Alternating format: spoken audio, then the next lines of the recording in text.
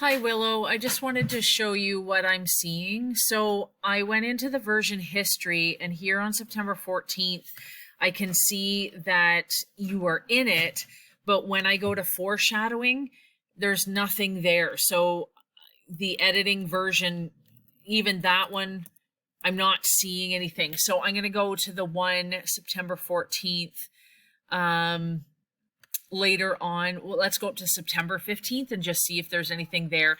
If I'm not looking at this correctly, or there's something else you wanted me to look at, or a way to look at this, but when I go to anything that says foreshadowing, I'm just not seeing any of your work there. So unfortunately, I'm not able to see any of that. And if you wanted to submit that later on, you can definitely do that and just hand it into the Dropbox instead of on this. But I'm seeing that you were in it, but just not seeing that your work was included. So something happened to it, or it didn't get done, or whatever it may be. Or maybe you made a copy of it and put it in that.